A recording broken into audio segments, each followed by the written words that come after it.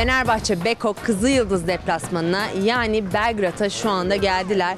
Bizler de Esport ekibi olarak tabii ki takım otobüsünün önünde onların gelişlerini izliyoruz ve onları karşılıyoruz.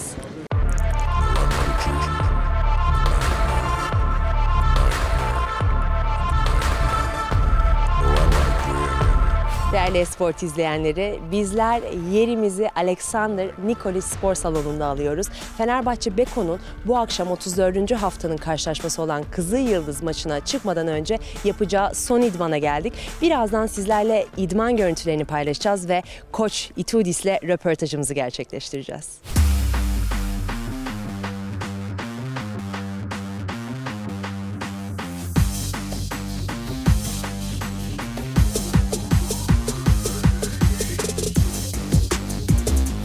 Coach, we're welcoming you because we came 2-3 hours before you as Fenerbahçe came to Belgrade, and such a great time of the year, critical time of the year for Fenerbahçe Beko, for us, for Turkey basketball, and this is the 34th week, and the most critical moment has arrived as tonight against Red Star. First of all, what would you like to say about this team as the critical level of the game? Well, I want to say that it shows the level of competition we have had this year. Consider the fact that Fenerbahçe, our club, never had lost from the week 1 until the week 34, never had lost the contact and with the playoff spots. We were either first or fifth. Maybe 1 or 2 weeks we were in the 6th position because we were missing also a game due to the devastating, unfortunately, events we have had in Turkey. And still on the 34th week we're not secure in the playoffs. So that shows something that is kind of absurd, but you know, this is what is the competition, the level of competition. Can we make it better? We sure can make it better. I told you before, out of camera, that in the past we had 8 teams qualifying out of 16, which is 50% of the teams.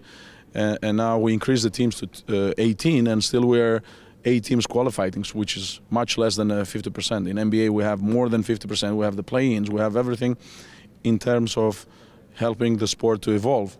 But I was saying that when I was in CSK, not now. So you can go back in my interviews and see that when with CSK we were first, or second, I was talking about that. So. But it is what it is. We're here to fight the ultimate fight for us. We are short-handed, but we're playing good basketball lately. So the players are aware, and we're going to go out there and fight.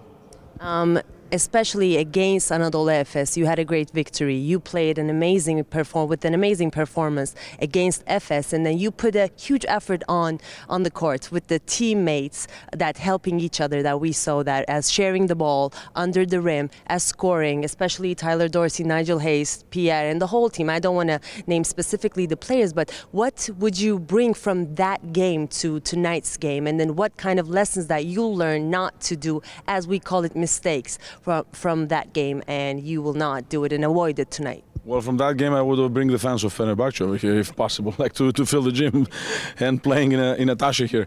That's what I would bring. I'm joking for sure. That we will play in a hostile atmosphere and a very hot atmosphere over here. Red Star, Zvezda's fans, they know to create a great atmosphere for their team. But you know, the atmosphere will not stop us to play good defense, am I right? To hustle. So that has to generate some more of extra efforts that needed for such a game. But allow me to say a few words about Efes. You know, Efes had brought a lot of joy to Turkish basketball.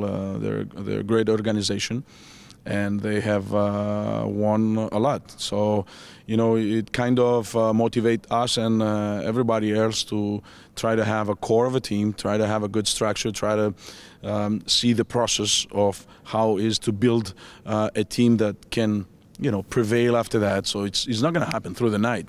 There is none of the teams that wanted to create some kind of a consistency that it was through the night. So a lot of credit to Efes. It was do-or-die game for both of us, actually, to keep our hopes alive, and it was a great game. Now this game is a different game. We know that Zvezda has no chance to qualify, but we know that they're going to play without pressure. They're in front of their fans, and they want to be successful in their last game. But for us, as I said, is a must-win game. And then the fans on social media, I was reading this morning that Fenerbahçe Beko has to stop Vildoza and Campazzo. So what would you like to say about these comments that's Campazzo name is also TT right now on Twitter? Well, it's not about with all the respect, I'm not reading the comments of or I'm not visiting that much the Twitter or the Instagram. I have a company that running that, and I'm happy with. Like, I have a peace in my head. So yes, going now to the real story. Campazzo is a very important player, defensively and offensively. He's a competitor, a real competitor, and a high-level IQ player, as Vildoza, as also Nedovic. This trio, together with Dobric, that they are sharing most of the minutes in three spots on the perimeter. They can create things for their teammates or themselves. And they're well supported with a front line, like is that Petrusev, is that Martin, is that a lot of other players. They have a good team, they have a good core, and they have shown the desire and the wish. Both Serbian teams. We have already Partizan qualified, and we have Red Star, Zvezda, that they made such a big investment to prove that they belong here. So that's why I'm saying that EuroLeague needs to make an expansion. EuroLeague needs to invite more and more organizations for the sake of the spectacular game. Fans are filling the gyms.